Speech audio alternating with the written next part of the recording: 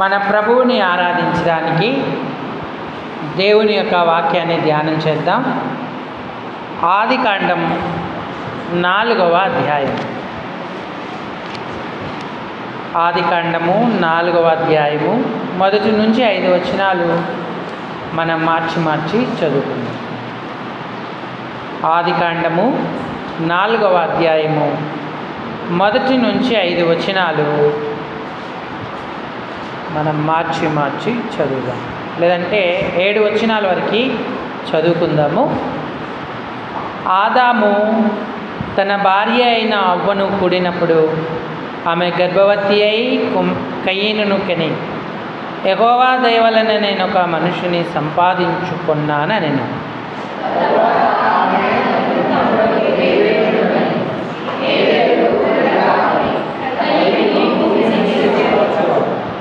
కొంతకాలమైన తర్వాత కయీను పొలము పంటలో కొంత యెహోవాకు అర్పణగా తెచ్చెను.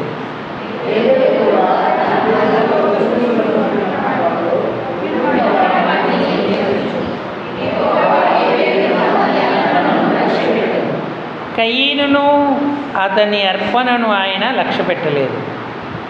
కాబట్టి కయీనుకు మిక్కిలి కోపం వచ్చి అతడు తన ముఖము చిన్నబుచ్చుకొనగా,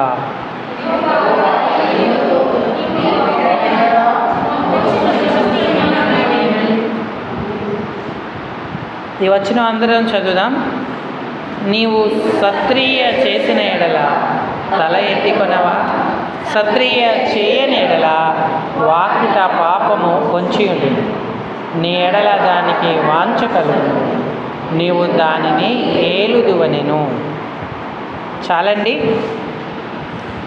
చదువుకున్న ఈ లేఖన భాగం చేరిరాగలిగిన మన హృదయాలకు మన ప్రభువును ఆత్మ సత్యాలతో ఆరాధించడానికి హెచ్చరికగా, పురికొల్పుగా, ఆశీర్వాదకరంగా, దీవెనకరంగా ప్రేమగల దేవుడు చేయునుగాక. ఆమేన్. ప్రభు ప్రజలారా, ప్రభువునందున్నటువంటి ప్రియమైన వారులారా, మనం మన ప్రభువును ఆరాధించడానికి దేవుని యొక్క వాక్యం మీద మన మనస్సును నిలుపుకుందాం. ఆరాధన అంటే అర్పించేది, ప్రార్థన అంటే అడిగేది అని అర్థం. ప్రార్థన, విజ్ఞాపన, యాచన ఇదంతా కూడా ప్రార్థనలో భాగాలే. కానీ ఆరాధనలో మనం ఆయనను అడగం, ఆయనకి ఇస్తాము, సమర్పించుకుంటాం. ఆయనకు అర్పించడమే ఆరాధన. ఆయనకి ఇవ్వగలిగినంతటి వారము కాదు, కానీ ఆయన మనల్ని ప్రేమించి మనల్ని ఏర్పరచుకొని తన స్తుతులను, మహిమను మరి బయలుపరచడానికి ఒక జనాంగం కావాలని కోరుకున్నాడు. ఆయన మనకిచ్చిన దానిలోనే ఆయన కర్పించడమే ఆరాధన. కాబట్టి ఉదయకాలం దేవుని ఇంటికి వచ్చిన నీవు ఆయనకి ఇవ్వడానికి వచ్చావా, లేదా ఇంకా ఈ ప్రభుదినము కూడా ఆయన అడగడానికి వచ్చావా? విరిగి నలిగిన హృదయంతో చేసేటువంటి ఆరాధన ఆయనకెంతో ప్రీతిపాత్రమైనటువంటిది. ఇక్కడ ఒక 2 వ్యక్తులను మనం చూస్తూ ఉన్నాం. ఆదాము అవ్వల కుమారులు వారు. మొదట కయీను పుట్టాడు, తర్వాత హేబేలు జన్మించాడు. వారు కొంత ఎదిగిన తర్వాత కయీను పొలము పంటలో కొంత యెహోవాకు అర్పణగా తెచ్చాను అన్నాడు. బైబిల్లో మొట్టమొదటిసారిగా అర్పణ గురించి రాయబడిన సందర్భం ఇదే. 4వ వచనం కూడా చదవండి. ఆదికాండం 4:4 హేబేలు కూడా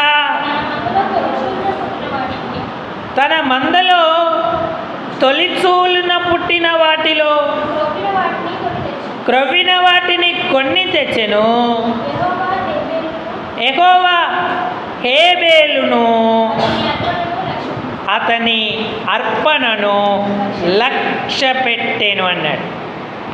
కానీ కయీనును అతని అర్పణను లక్ష్య పెట్టలేదు అంటూ ఉన్నాడు.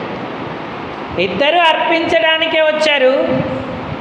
అయితే ఒకరి అర్పణ అంగీకృతమైంది, ఒకరి అర్పణ అంగీకృతం అవ్వలేదు. కారణం ఏంటి? అర్పించడానికి వచ్చిన వారిద్దరిలో ఎందుకు ఒక్కరే అంగీకరింపబడ్డారు, మరొకరు అంగీకరింపబడలేదు?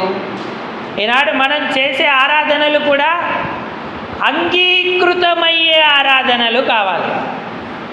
అందుకే ఆత్మసత్యాల ఆరాధన ఆయన కోరుతున్నాడు, ఆయన వెతుకుతున్నాడు అని దేవుని యొక్క వాక్యం సెలవిస్తూ ఉంది. రక్షణ లేకుండా ఆయనకు మనం ఎంత అర్పించుకున్నా అది ఆయన అంగీకరించడు. రక్షణ లేని హృదయం, రక్షణ లేనటువంటి స్థితి ఎంతో భయంకరమైనటువంటిది. అది పాప స్వభావం. పాపముతో నిండిన మనం ప్రభువుకు అర్పించుకుంటే ఆయన అంగీకరించినటువంటి వాడిగా ఉన్నాడు. కయీను పొలము పంటలో కొంత అర్పణగా తెచ్చాను అన్నాడు. ఈ విషయం ఏం చెప్తుందంటే అన్యమనస్కంగా తీసుకొచ్చాడు, పూర్ణ హృదయంతో తీసుకురాలేదు. ఏదో ఆదాము నుంచి దేవునికి అర్పణ చేయాలి అని తెలుసుకున్నాడు. ఆదాము ఏదేనులో ఆజ్ఞను అతిక్రమించిన తర్వాత రక్తము యొక్క విలువను, రక్త ప్రోక్షణ యొక్క విలువను తన పిల్లలకు నేర్పుతూ వచ్చాడు. మేము దిగంబరులమై సిగ్గుతో ఉన్నప్పుడు మన తండ్రి నా దేవుడు గొర్రె పిల్లలను వధించి ఆయన నాకు చర్మపు చొక్కాయలను చేశాడు, మా అవమానమంతా తీసేశాడు. రానున్న రక్షకుడు లోక పాపమును మోసుకొని పోవు దేవుని గొర్రె పిల్ల వలె ఈ లోకానికి వస్తాడు. ఆ రక్త ప్రోక్షణతో మనం ఆయనకు అర్పించుకోవాలని చెప్పి ఉన్నాడు. కానీ పూర్ణ మనసుతో అర్పించుకోకుండా కయీను అన్యమనస్కంగా దేవుని దగ్గరికి తీసుకొచ్చిన అర్పణ ఆయన అంగీకరించలేదు. ఎందుకంటే కయీను యొక్క హృదయమే అర్పించుకోవాలని సిద్ధపడలేదు, సంపూర్ణత ఆయన హృదయంలో లేకపోయింది. కానీ హేబేలు విశ్వాసముతో ఆ రక్త ప్రోక్షణను చూసి దేవునికి శ్రేష్టమైన బలిని అర్పించాడు. హెబ్రీ పత్రిక 11వ అధ్యాయము, హెబ్రీ రాసిన పత్రిక 11వ అధ్యాయం 4వ వచనం.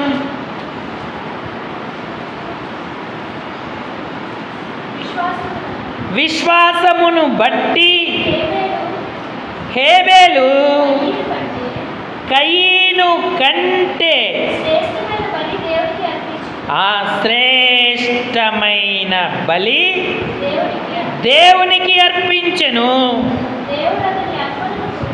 దేవుడు అతని అర్పణలను గుర్చి సాక్ష్యం ఇచ్చినప్పుడు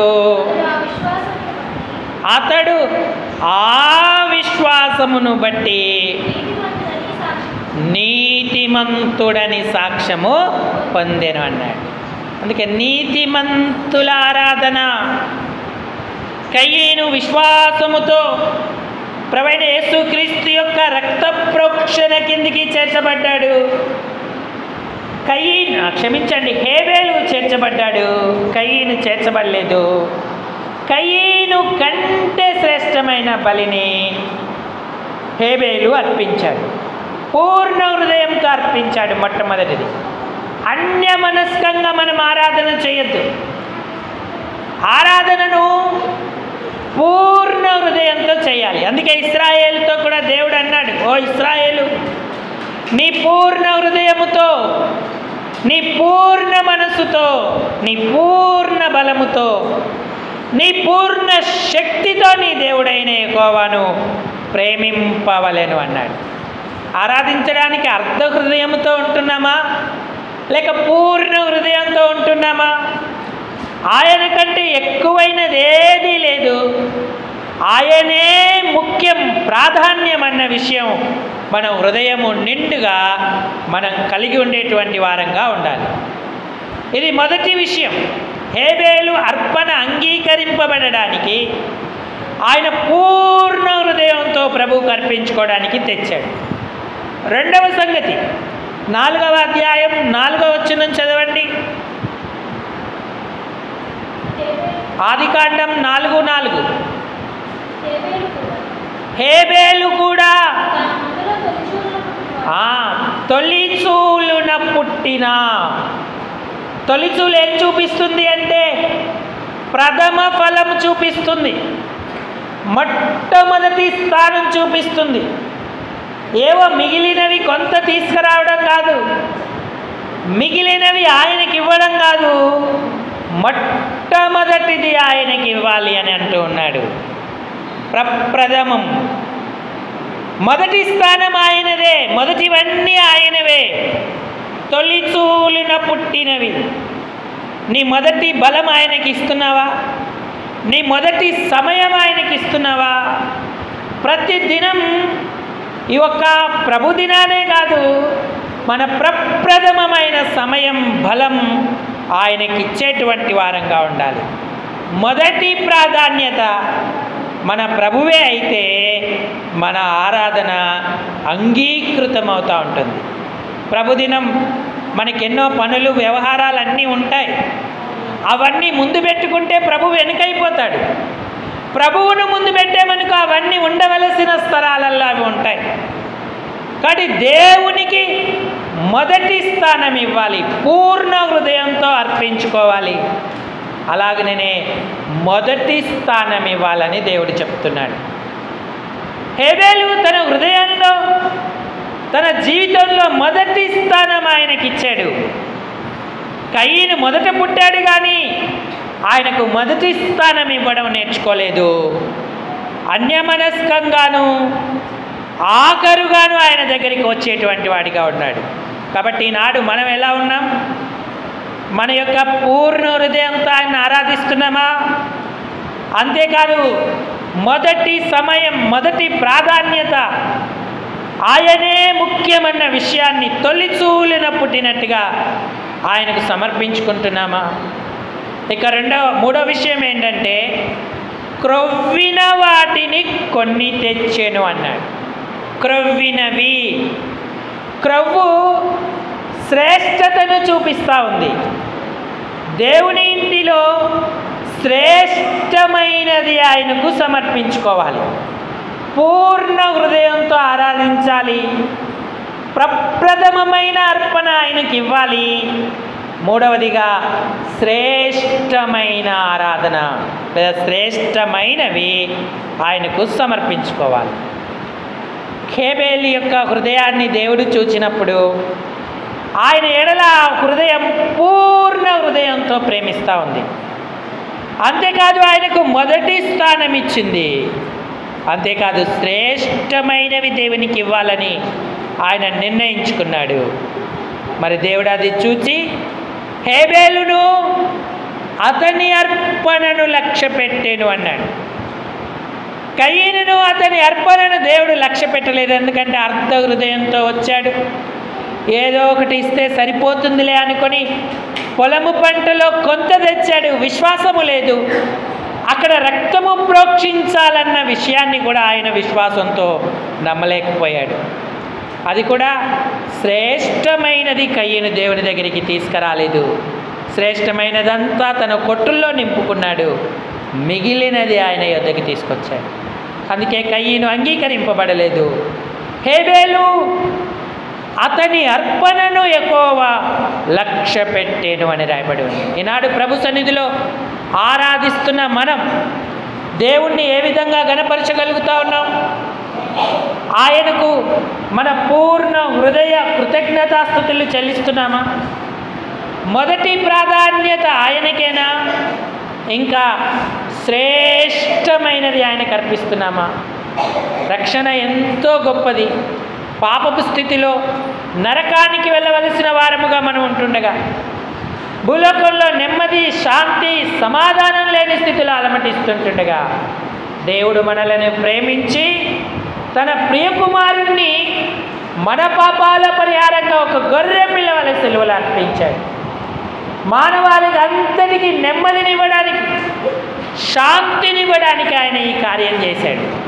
ఆయన మన పాపములేకే కాదు, సర్వలోక పాపములకును శాంతికరమై ఉన్నాడు అని వాక్యం సెలవిస్తూ ఉంది. మొదటి యోహాను పత్రిక 2వ అధ్యాయము 2వ వచనం చదవండి. ఆయనే మన పాపములకు శాంతికరమై ఉన్నాడు.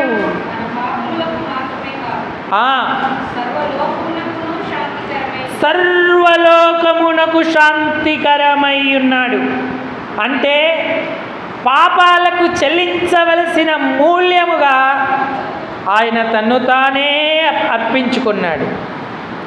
ఆయన ప్రాయశ్చిత్తమై ఉన్నాడు అని వాక్యం సెలవిస్తూ ఉంది. తీర్థయాత్రలు, లేదంటే నదీ స్థానాలు, సముద్ర స్థానాలు, దాన ధర్మాలు మానవుణ్ణి పవిత్రునిగా చేయలేవు, పాప స్వభావాన్ని పొడగొట్టలేవు. ప్రభువైన యేసుక్రీస్తు వారి బలియాగాన్ని విశ్వసించిన వారి హృదయములో దేవుడు కార్యం చేస్తాడు. తద్వారా ఆయన వారిని రక్షిస్తాడు. వారి పాపములకు క్షమాపణ కలగజేసి వారికి విమోచన కలిగిస్తాడు. ఎప్పుడైతే యేసును సొంత రక్షకుడిగా అంగీకరిస్తామో మన హృదయంలో ఆయన జీవము నాటబడి ఉంటుంది. ఆ జీవము దైవ స్వభావములోకి మనల్ని మారుస్తూ పాప స్వభావాన్ని సమూలముగా నాశనం చేస్తుంది. ఆయన ఒక్కడే పాపాలను తీసేయడానికి ప్రత్యక్షమయ్యాడు. నీ కొరకు నా కొరకు మ్రాని మీద వ్రేలాడాడు. కాళ్ళు చేతుల్లో మేకులు, తలకు ముళ్ళ కిరీటం, పక్కలో బల్లెపోటు, వీపంతా కూడా కొరడా దెబ్బల చేత నాగటి సాళ్ళ వలె దున్నబడింది. ఆయన చేసిన త్యాగం గొప్పది. మన కొరకు ఇట్టి బలియాగాన్ని ఎవ్వరూ చేయలేరు. అందుకే ఇప్పుడే ఆయనను అంగీకరించు. నీ పాపములకు ప్రాయశ్చిత్తం కలుగుతుంది, నువ్వు విమోచించబడతావు. మనం చేయాల్సిందల్లా ఏమీ లేదు. మనోపూర్వకంగా ప్రభువా నేను పాపిని అని ఒప్పుకుంటే చాలు, ఈ రక్షణ భాగ్యం మనకు కలుగుతుంది. ఒకవేళ రక్షించబడి దేవుని బిడ్డవయ్యావా, దేవునికి స్తోత్రం, నువ్వు కయ్యను వలె అన్యమనస్కంగా ఆయనకు ప్రాధాన్యత లేకుండా, శ్రేష్టమైనవి తేకుండా ఆయనకు ఆరాధన అర్పించొద్దు. హేబేలులాగా అంగీకృతమయ్యేటువంటి అర్పణ ఆయన దగ్గరికి తీసుకురావాలి. హేబేలు పూర్ణ హృదయంతో తెచ్చాడు. ప్రప్రథమమైనవి, తొలిచూలిన పుట్టినవి తెచ్చాడు, శ్రేష్టమైనవి తెచ్చాడు. అందుకే అంగీకరింపబడ్డాడు. ఈనాడు మన ఆరాధన అంగీకృతము అవ్వాలంటే మనము హేబేలులాగా అర్పించాలి. పూర్ణ హృదయంతోనూ ప్రథమ స్థానం ఆయనకే ఇచ్చి శ్రేష్టమైన ఆరాధన చేయాలి. ఆరాధన చేసేటప్పుడు అనాలోచితంగా పరధ్యానంలో ఉండొద్దు.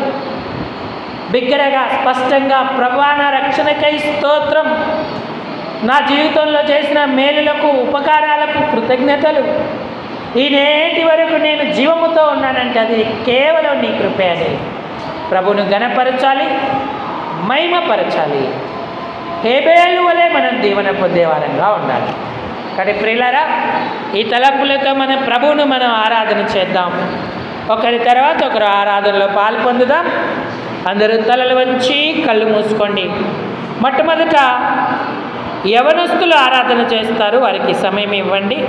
తర్వాత పెద్దవారం ఒకరి తర్వాత ఒకరు ఆరాధనలో పాల్పొందుదాం.